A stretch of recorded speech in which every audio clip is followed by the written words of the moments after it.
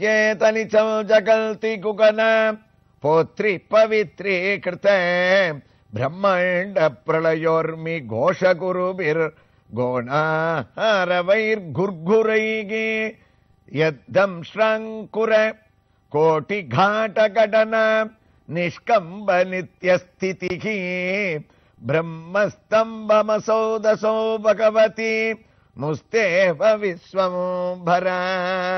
நாராயணியத்தினுடைய 12வது தசகத்தினுடைய 3வது ஸ்லோகத்துல நாராயண பட்டத்திரி தான் வராக அவதாரத்தை எப்படி எம்பெருமான் பிரம்மாவனுடைய மூக்கிலேந்து எடுத்தார், சிறிய உருவத்தோட ஏனமாய் கிடந்த மூர்த்தி எந்தை பாதம் எண்ணியேன்னு யாரிடத்திலேயும் எனக்கு எந்த விதமான வித்தியாசமும் இல்லைன்னு உணர்த்துவது போல அவதாரமே ஒரு பன்றி உருவத்துல வராக ரூபமாக ஸ்வேத வராகமாக அவதரித்தார்ன்றத நாம சிரவணம் பண்ணிட்டு இருக்கோம்.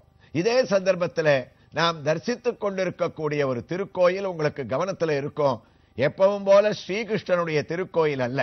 இந்த சரித்திரத்திற்கு ஏற்றாற் போல் நாம் இப்போது ஆதிவராக சுவாமியினுடைய திவ்ய தரிசனத்தை அடைந்து கொண்டிருக்கின்றோம். எங்கே இருக்கின்றது அந்த திருக்கோயில்?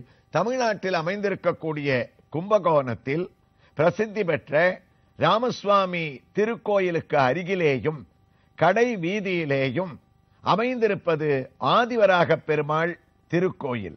கோயிலை வலம் வருவதற்காக நாம் வெளியே வந்துவிட்டோம். மீண்டும் திருக்கோயிலுக்குள்ளே நுழைகின்றோம். ஆக அழகான ஒரு முகப்பு. அந்த முகப்பிலே நாம் உள்ளே தரிசித்தது போலவே ஆதிவராக சுவாமி இங்கும் பூமாதேவியை தன் மடியிலே அமர்த்திக் கொண்டு இரு திருக்கரங்களிலே சங்கு சக்கரத்தை தான் தாங்கிக் கொண்டு ஒரு திருக்கரம் அபயகஸ்தமாகவும் மற்றொரு திருக்கரம் பூமாதேவியை அணைத்துக் கொண்டு ஒரு திருவடியை மடித்தும் ஒரு திருவடியை தொங்கவிட்டுக் கொண்டும் இங்கு காட்சியளிக்க அவருக்கு இருபுறமும் ஒரு புறம் பிரம்மா. பிரம்மா யார் தியானித்ததால் எவருடைய மூக்கிலிருந்து அவதரித்தாரோ அவரை இவரே வணங்கிக் கொண்டிருக்கக்கூடிய காட்சி. பிரம்மா ஒரு புறமும் மற்றொரு புறம் சிவபெருமானும் இவரை துதிக்க அவர்களுக்கு இருபுறமும் பெரிய திருவடியான கருடன் அமைந்திருக்க சிறிய கலசங்கள் மேலே அமைய பெற்றிருக்க திருமணம் சார்த்தப்பட்டிருக்க இந்த ஒரு சூழ்நிலையிலே நாம் இதோ உள்ளே மீண்டும் நுழைந்து விட்டோம். இதனுடைய ஸ்தல வரலாறு இங்கு இருக்கக்கூடிய அர்ச்சக சுவாமி கூறுகின்றார். அதாவது பூமாதேவியை இரண்யாட்சனிடமிருந்து மீட்டுக் கொண்டு இவர் தான் ரசாதல லோகத்திலிருந்து மேலே கிளம்பும் போது முதலிலே இந்த கும்பகோணத்திலே இருக்கக்கூடிய ஆதிவராக சுவாமியினுடைய திருக்குளத்தில் தான் எழுந்தாராம். இங்கு முதலில் எழுந்து பூமாதேவியுடன் இங்கு தங்கியதால் இவர் ஆதிவராகர் என்று அழைக்கப்படுகின்றார். சாதாரணமாக திருமலையிலே ஸ்ரீனிவாசன் குடிகொண்டிருக்கக்கூடிய சன்னதியை நாம் வராக கஷேத்திரம் என்று சொல்லுவோம். அவரும் இங்கு ஆதிவராக கஷேத்திரமாக இருக்கின்றார். இங்கு தெற்கே கும்பகோணத்தில் இவரும் ஆதிவராகராக நமக்கு காட்சியளிக்க இதோ கொடிக்கம்பத்தை அடைந்து விட்டோம். அழகாக கவச்சங்கள் சார்த்தப்பட்ட உயர்ந்த ஒரு கொடிக்கம்பம், திருமண் காப்பு, சங்கு சக்கரம், அதையும் நாம் பலிபீடத்தை கடக்கின்றோம். கொடிக்கம்பம், பலிபீடம் இவற்றை கடந்தோமே ஆனால் பற்பல தூண்கள் அமைக்கப்பட்ட ஒரு சிறிய மண்டபம். இதோ அந்த மண்டபத்திற்குள்ளே நாம் நுழையும் போது சற்றே நம்முடைய வலது பக்கம் திரும்பினோமே ஆனால் கொடிக்கம்பத்தின் கீழே ஒரு சிறிய சன்னதி. அந்த சன்னதிக்கு ஒரு சிறிய விமானம்.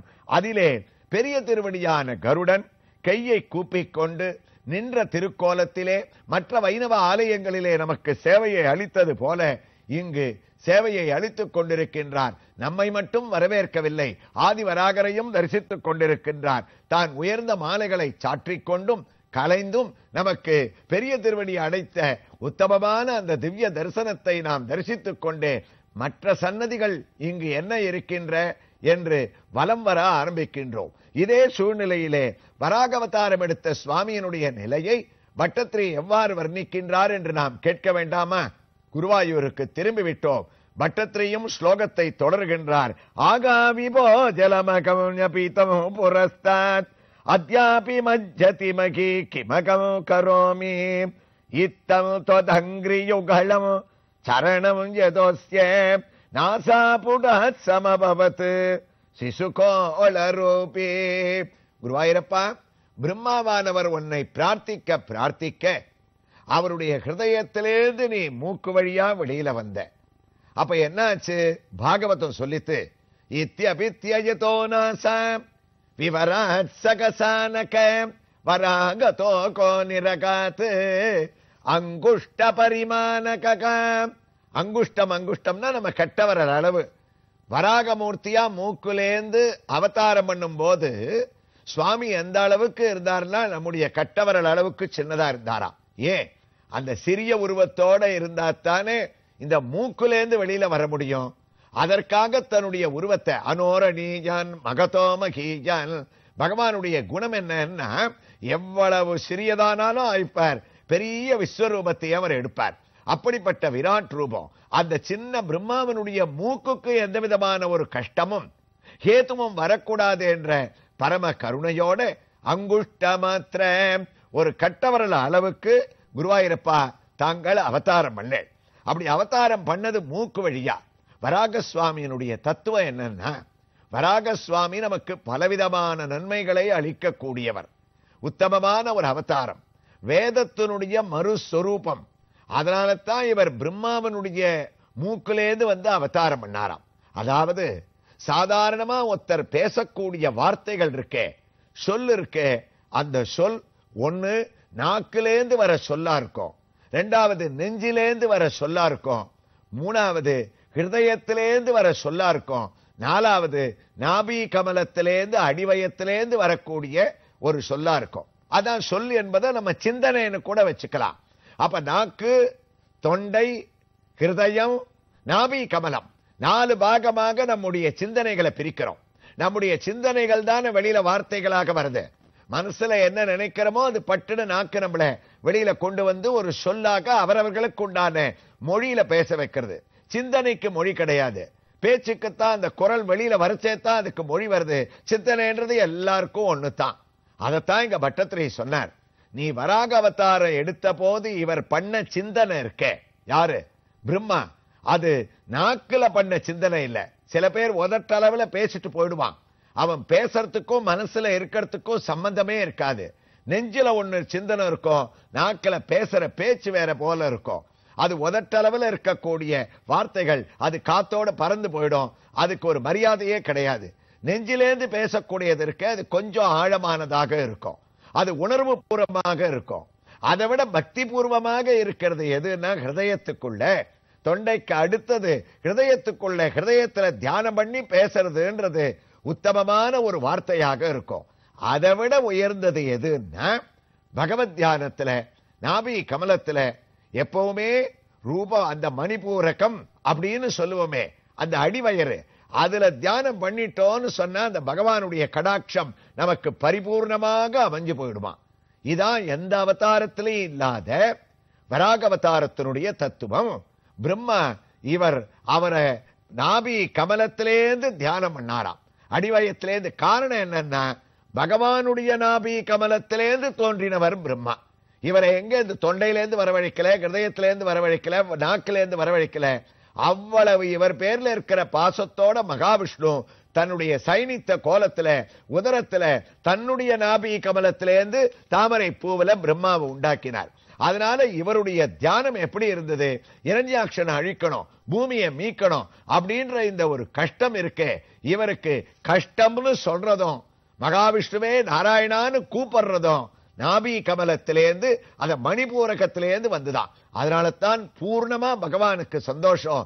இப்படி ஒரு தியானம் பண்ண இவருக்கு நாம் வெளியிலேந்து ஒரு அவதாரத்தை பண்ணக்கூடாது, இவருக்கு உள்ளேந்தே அவதாரம் பண்ணணும். முதல்ல இவர் நமக்கு பிள்ளையாக இருந்தார், இவருக்கு நாம் பிள்ளையாக பிறக்க வேண்டும்னு பகவானுக்கு ஒரு நல்ல சிந்தனை தோணித்தே. அதுதான் நாசா புடாத் சமபவத் சிசுகோல ரூபி. குருவாயூரப்பா, நினைக்கக்கூடிய இடத்துல எங்களுக்கு நீ ஓடி வருவ, அப்படிப்பட்ட ஒரு சிந்தனை ஒண்ணுதுன்னு வராக அவதாரத்துல பகவானை இவர் தியானிக்க கூடிய ஒரு ஸ்லோகத்துல குருவாயூர் கஷேத்திரத்துல மகான்கள் உண்மையாகவே நடந்த ஒரு பெரிய சம்பவத்தை வர்ணிக்கிறது வழக்கமா. அதாவது பட்டத்திரி எப்படி முடிச்சார்? நாசாபுடாத் சமபவத் சிசுகோல ரூபி. அப்படி தியானம் பண்ண உடனே சட்டுன்னு வந்து நிப்ப, அடுத்த செகண்ட் வந்து எங்க கஷ்டத்தை நீ போக்குவே. அதாவது அந்த காலத்துல பல வருடங்களுக்கு முன்னால் இந்திய ராணுவத்துல ஜனார்தனன்னு பேரு ஒரு பெரிய ஆபீசர் ஒருத்தர் இருந்தாராம். அவருடைய அம்மாவுக்கு கமலாபாயின்னு பேரு. அந்த அம்மா இவருக்கு என்ன சிந்தனைன்னா, பரம குருவாயூரப்பருடைய பக்த. பெரிய மிலிட்டரியில இருந்தா கூட 2-3 மாசத்துக்கு ஒரு தடவை குருவாயூர்ல வந்து குருவாயூரப்பனை தரிசனம் பண்ணிட்டு போனாதான் அந்த அம்மாவுக்கு நிம்மதி ஆகுமா. இவரோ தனியா அனுப்பிச்சா அந்த அம்மா வரமாட்டா, நீங்க கூட வரணும்னு வற்புறுத்துவாளாம். இவருக்கு தெய்வ சிந்தனையே கிடையாது. பகவானே இல்ல, ஒரு கல்ல வழிபடுவதாவது, நாம பண்ற தொழில் தான் தெய்வம். குருவாயூரப்பன்லாம் ஒரு சக்தி மிக்கவர் இல்ல, எந்த தெய்வத்தையுமே நான் நம்ப மாட்டேன்னு இருக்கிறவர். இருந்தாலும் இந்த அம்மா சொல்வாளாம், என்னோட வாங்கோ, குருவாயூர் கோயிலுக்கு வர வேண்டாம், வெளியிலேயே நின்றுருங்க, நான் உள்ள போய் தரிசனம் பண்ணிட்டு வரேன், நாம ஒன்னா திரும்பிடுவோம் அப்படின்னு. சரின்னு அதுக்கு மறுப்பு சொல்ல மாட்டார் பாவம். நேர குருவாயூருக்கு வருவா. அந்த குருவாயூர் கோயில் வாசல்ல இவர் நின்று இருப்பார். 2 மணி நேரமோ 2.5 மணி நேரமோ உள்ள போய் ஆனந்தமா இந்த அம்மா குருவாயூரப்பனை தரிசனம் பண்ணிட்டு வெளியில வருவா. தரிசனம் ஆயிடுத்தா, இப்பவும் சொல்றேன், இந்த வீண் பழக்கம், நேரத்தை தேவையில்லாம செலவிடுறோம், இது தேவையே இல்லைன்னு சொல்லிட்டு அழிச்சுட்டு போவாராம். பல முறைகள் இப்படி வந்தா. ஒரு முறை அந்த அம்மா வரைச்சே குருவாயூரப்பன் டக்க கதறி அழுதுட்டாளாம், இப்படி இவரை வெளியிலேயே நிக்க வச்சிருக்கே, அவர் ஒன்ன பார்க்க வேண்டாம், நீ அவரை பார்க்கணும்னு ஆசைப்படலையா, என்னைக்கு அவருக்கு நல்ல புத்தியை கொடுத்து நீ உள்ள கூப்பிடுவேன்னு கேட்டுட்டா குருவாயூரப்பன் வழக்கம் போல புன்சிரிப்போட இருக்கார். திரும்பி வா போயாச்சு. மறுநாள் இவர் ஒரு குதிரையில ஏறிண்டு வேகமா அங்கேருந்து அந்த மிலிட்டரியில சூப்பர்வைஸ் பண்றதுக்காக சுத்தி வந்து இருக்கார். பாதி வழி வரும்போது இவருக்கு பெரிய தாகம் எடுத்துட்டான். சட்டுன்னு திரும்பி பார்த்தா மலை மேல ஒரு பெரிய வாட்டர் டேங்க் இருக்கு. சரி, அங்க போய் தீர்த்தத்தை சாப்பிடலாம் அப்படின்னு கையில ஒரு பாத்திரத்தை எடுத்துட்டு மலை மேல கஷ்டப்பட்டு ஏறி அந்த டேங்குக்குள்ள அப்படி குனிஞ்சாருன்னா அதுல ஜலம் இல்ல. ஆனா இவருக்கு ஒரு கல்லு காலை தடுக்கி விட்டு உள்ளுக்குள்ள இருக்கிற 15 அடி டேங்க் ஆழத்துக்குள்ள பொத்துன்னு போய் இவர் விழுந்துட்டாராம். விழுந்து அங்கேருந்து ஹெல்ப் மீ ஹெல்ப் மீன்னு கத்தறார். என்ன காப்பாத்துங்க காப்பாத்துங்கன்னு. யார் இருக்கா அந்த காட்டுல? ஒத்தரும் காப்பாத்த வரல. 1/2 மணி கத்தி இவருக்கு ஓஞ்சி போயிட்டார். அப்பத்தான் இவருக்கு தோணித்தான், நம்ம மனைவி கமலாபாய் குருவாயூரப்பனுக்கு சக்தி இருக்குன்னு சொல்லுவாளே, நாம உள்ள போகலையே அப்படின்னு. என்ன பண்ணார், குருவாயூரப்பா உனக்கு உண்மையான சக்தி இருந்தா இப்ப என்ன தூக்கி விடு, அப்படி தூக்கி விட்டுட்டேன்னா அடுத்த தடவையிலேருந்து நானும் கோயிலுக்குள்ள வரேன்னு வேண்டிட்டாரோ இல்லையோ, எங்கேயோ குதிரை வரக்கூடிய ஒரு சத்தம் கேட்டுதான். அப்ப இன்னொரு ஆபீசர் அந்த பக்கம் குதிரையில வந்து இருக்கார்.